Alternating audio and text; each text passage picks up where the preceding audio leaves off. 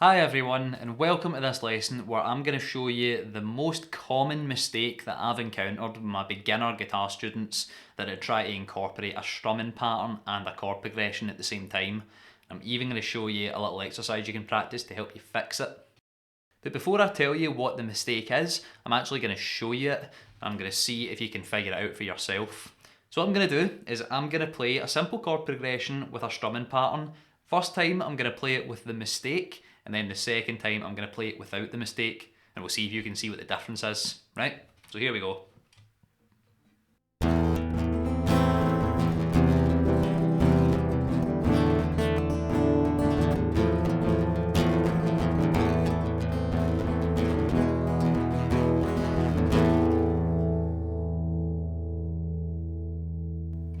Okay, and then the right way.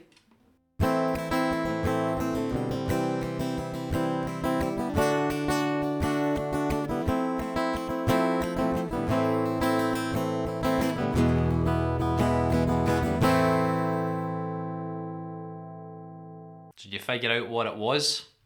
I'll give you a hint, it's got nothing to do with my fretting hand. The problem is all with our strumming in our right hand. Problem was, the first time round, I was playing too many strings.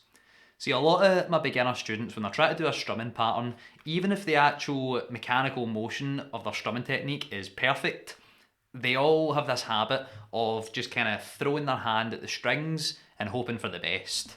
The reality is we need to develop a little bit of control. We need to learn how to only play specific strings. We need to be able to dictate to our hand what strings we play and not have our hand dictate to us what strings we play.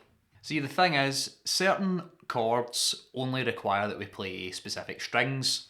So if we're playing any kind of open position D chord, it's like a D major, D minor, D7, anything like that, we only need to play 4 strings, the E, B, G and D string.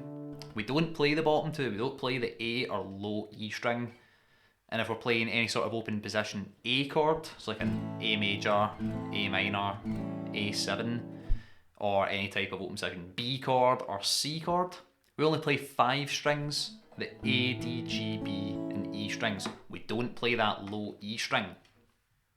And then if we're playing any sort of open position E chords like E major, E minor, E7, or any kind of F or any kind of G, then we can play all 6 strings. So if we're constantly playing the bottom strings in every chord, it can cause a couple of problems. First of all, everything just kind of sounds like a big, loud, clunky mess, and we just get this wall of noise flung at us rather than an actual song or an actual piece of music. And the second problem is it actually becomes harder to hear the chords that we're playing because our ear picks up so much on this big booming low E string that it struggles to pick up on any of the other harmony of the chords underneath whatever track it is we're playing along with. The good news is I've got a little exercise, and it's a really simple exercise that we can do to help get better at this. So I'm not going to worry about any chords where we need to play all 6 strings, like an E chord or an F chord or anything like that. We're only going to focus on chords where we need to play 4 or 5 strings at a time. So we'll start off with the 5 string chords because they're slightly easier.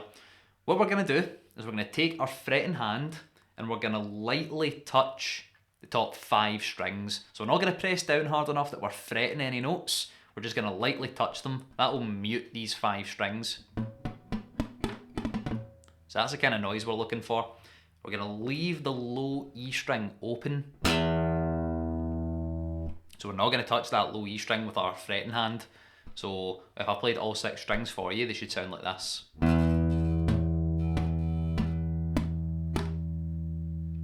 Right? And what we're going to do is take any strumming pattern you like. Doesn't matter what one it is, just any strumming pattern you know. I'm going to use the one from my most common strumming pattern video. So if you haven't seen that, make sure you go and check that one out. And all we're going to do is play the strumming pattern, but the goal is that when we're doing this, we don't hit that low E string. Okay? So we should be able to do a strumming pattern and control our right hand enough, or our strumming hand enough, that we can play a strumming pattern and not going to hear that. If we're doing a strumming pattern and we've got this, then we've not got enough control with our right hand, or our strumming hand if you're a left-handed player. If that gets too easy, you can progress it up slightly further. Just going to do a very similar thing, but now we're only going to cover the top 4 strings, so the D, G, B and high E strings, and we're going to leave the low E and the A strings open. We're going to do the same thing. I'm just going to take the same strumming pattern. We're going to start strumming away. And if we do it properly, and if we've got enough control in our strumming hand, we won't hit those open strings. Now when you're doing this, you're going to hear those strings a little bit, because just when you hit the guitar, there's going to be a little bit of vibration that will go through the strings and they'll make a slight noise. But it's going to be barely noticeable if you're doing it properly, and if you're not doing it properly,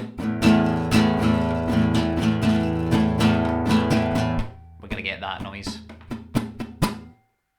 Okay, so if we can do that, and we can do that consistently over a long period of time, say a couple of minutes, without hitting those strings, that means we've developed enough control in our strumming hand, and we just need to apply that into our chord progressions now as well.